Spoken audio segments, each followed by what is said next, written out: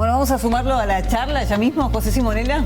¿Qué tal, José? ¿Cómo estás? ¿Cómo andás? ¿Qué tal? Buenas noches, Bueno, un gusto. a propósito de lo que dice Schiaretti, ¿cómo se resuelve el bache, digamos, o lo que deja de recibir el Estado como parte de los anuncios de Massa en esta situación en que se encuentran justamente los números? Bueno, Massa ha dicho que lo que deje de recaudar lo va a cubrir con el impuesto que le cobra las importaciones, que lo incorporó hace un mes y pico. El impuesto país, digamos, para importaciones, y con el aumento del consumo que hagan los trabajadores, como ese consumo tiene IVA y algunos otros impuestos, digo, bueno, va a recaudar vía, digamos, un incremento en la recaudación vía el aumento del consumo. ¿Por qué no se baja, por ejemplo, el IVA en vez de tocar el impuesto a las ganancias, en definitiva? Bueno, esa propuesta es muy interesante la que vos haces, porque en realidad lo primero que hay que decir a la gente, que por ahí es lo que muchos no entienden, cuando hablan de 1.770.000, claramente son ingresos, salarios poco vistos, ¿no? A punto tal que esto beneficiaría, por lo dicho por el gobierno, a 700.000 trabajadores, cuando en realidad tenemos 10 millones de trabajadores entre el sector privado y el sector público, formales. Así que Así que abarca a una parte menor, un 7%, si querés, de los trabajadores le llega este beneficio. Por supuesto que una vez más quedaron afuera los autónomos, ¿no? Que es un tema ese que después podemos charlar. Te iba a preguntar eso.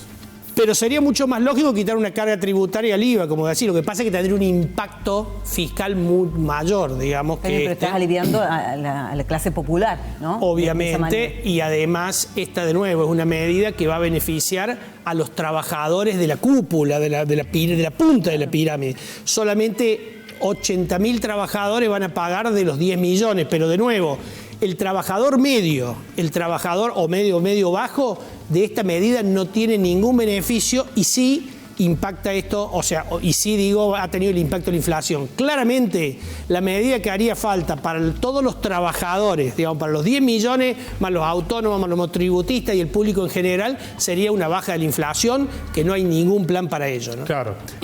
Justamente, ¿qué pasa? Lo mencionaste, con los autónomos, que son cantidad de casos en la Argentina y en relación a este anuncio de Massa. No están incorporados, por lo que han dicho, no están, y por lo que es la tradición, que permanentemente quedan marginados. Estamos hablando de 400.000 contribuyentes que nunca tienen estos beneficios, ¿no? Y entonces, la verdad es que debería ser una cuestión integral, ¿no? Que toque a todos los trabajadores. Y hay otro problema, y es que no hablan de qué pasa con las escalas. Está bien, esos 80.000 son mínimos y cobran un salario alto, pero van a empezar a tributar directamente 35%, porque no es que se actualizan las escalas.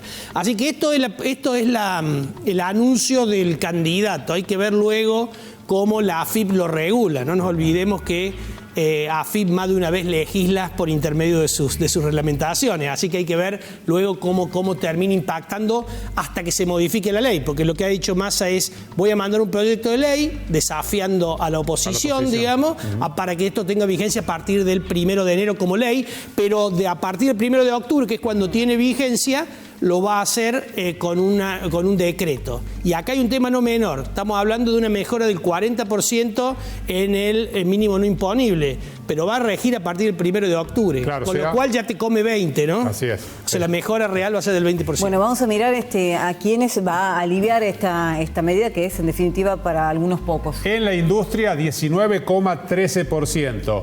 Defensa, seguridad, enseñanza y administración, 14,5%. Intermediación financiera y seguros al 11,94%. Bueno, y van a quedar excluidos los funcionarios públicos y aquellos que cobren alguna jubilación de privilegio. ¿Es más psicológico este anuncio del impuesto a las ganancias, que sube 1.770.000 y que después se va a mandar un proyecto? Es decir, el común de la gente solamente mira, ¿no? No es más que eso. Yo creo que es una vieja aspiración de los trabajadores el hecho de no estar alcanzado por el impuesto a las ganancias. Lo que pasa es que en este caso es un beneficio, pero recordemos que en agosto tuvo vigencia un nuevo mínimo no imponible, que pasó a 700.000. Sí.